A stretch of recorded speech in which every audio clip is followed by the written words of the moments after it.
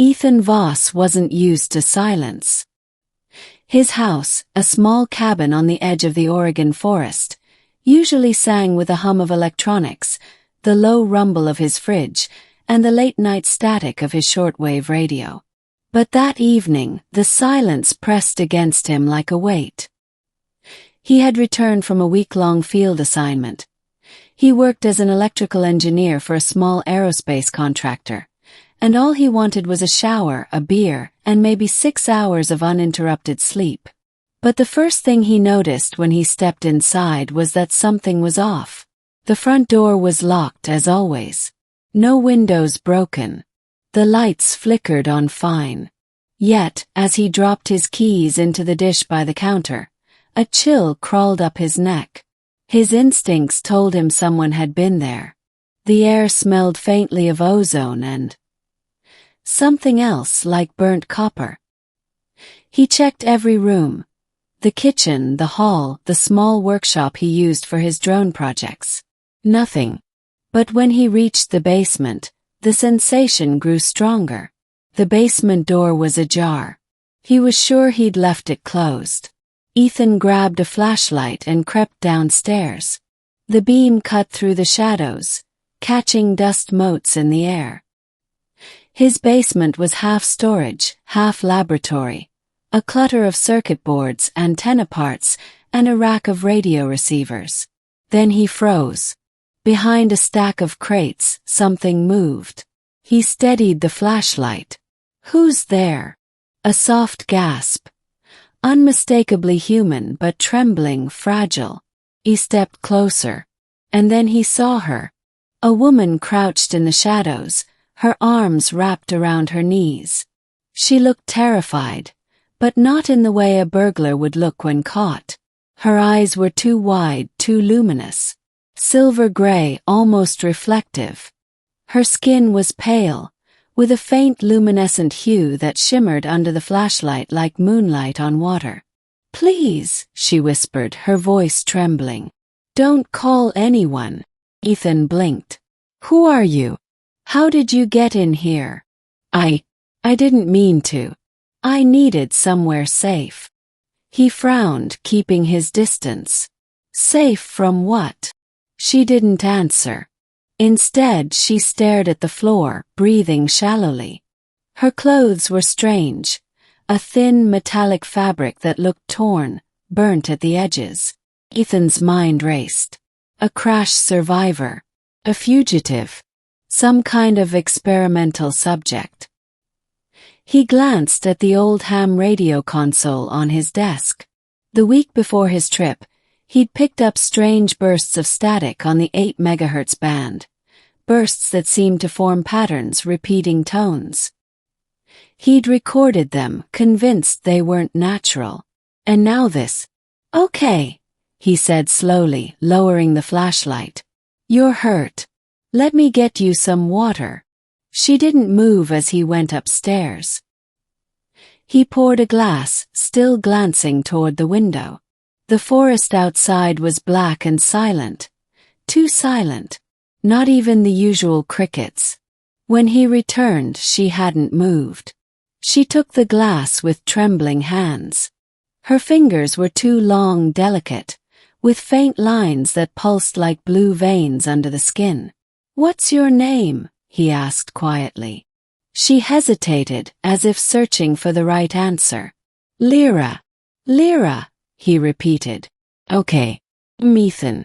You said you needed somewhere safe." "Safe from what?" Her eyes flicked to the ceiling, listening. Then she whispered, "They're coming." "Who's coming?" She looked at him with sudden intensity. "The ones who found out I'm still alive." Over the next hour, Ethan pieced together fragments of her story, though most of it sounded impossible. She claimed she wasn't from Earth, that she'd come from a system beyond the veil of red dust, which Ethan assumed meant another star. Her ship, she said, had been destroyed, not by an accident but by her own people. She was being hunted. Ethan wanted to laugh it off as delusion or trauma, but every time he looked into her eyes, something in him knew she wasn't lying. Her pulse was faint, slow, slower than any human's. Her blood, when she nicked her finger on a broken wire, wasn't red but a shimmering bluish silver. And she seemed to understand things she couldn't possibly know. She identified every piece of equipment in his lab, even models that hadn't been released publicly. She described his radio's wavelength readings before he even turned it on. At one point she said softly, "You've been listening to our distress signals for weeks." Ethan's throat went dry. "The bursts, the static I recorded?" She nodded. "That was us. I tried to reach you before the ship went dark." He stared. "You tried to reach me. You were the only one listening." Her words chilled him. The night deepened. Rain began to fall outside, soft at first, then heavier. Lyra refused to go upstairs. She said the signals would find her faster if she was near any open source of metal or glass. She kept close to the concrete walls, whispering to herself in a strange language that sounded like rippling water. Ethan, though skeptical, couldn't ignore the growing evidence. His radio began to pick up faint bursts again, but these weren't random, they were directional, targeted. He turned the dials, heart pounding. The pattern formed a pulse, steady, rhythmic. Lyra's eyes widened. "They've locked on." "Who?" "Your people." She shook her head slowly. "Not mine. Not anymore."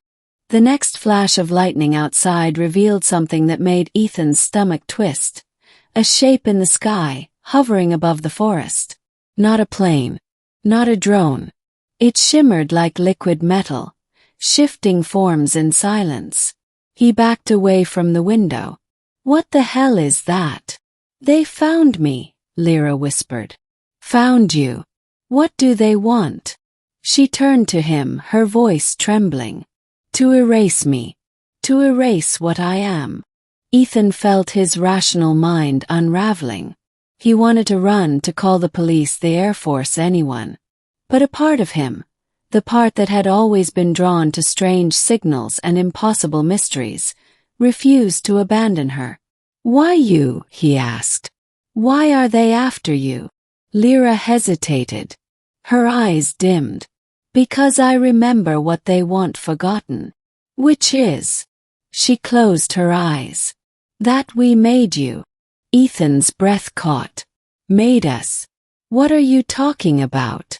Her gaze lifted to meet his, sorrowful, ancient. "You are not the first life that lived here. We came to this world millennia ago. We shaped your kind from what already crawled in the dirt, gave you language, spark, hunger. But we were divided. Some of us wanted to guide you. Others wanted to start over." He stared, his pulse pounding in his ears. "You're saying humanity was engineered?" "Yes," she whispered. "And when I refused to let them destroy you, they exiled me. They thought I died. But I survived." Ethan's knees felt weak. "And now they've come back." Her nod was slow, deliberate. "To finish what they began." The sound outside grew louder, a low hum that vibrated the air itself. The lights in his house flickered. His electronics crackled, sparked, and died. The ship above the forest was descending. "Come with me," he said, grabbing her arm. "We have to go." She didn't resist. They ran out into the storm, rain pelting their faces. The forest was alive with strange light, beams that sliced through the trees like searchlights, but silent, too perfect. "Where are we going?" she gasped. "There's an old service tunnel near the ridge. It leads to the power station. Maybe we can." The ground shook. A blinding light split the sky. Ethan was thrown backward, crashing into the mud. When he looked up, the ship had landed, not on the ground but hovering inches above it, rotating slowly. Its surface rippled like mercury, and from it descended 3 figures. They weren't human, tall, slender, and faceless.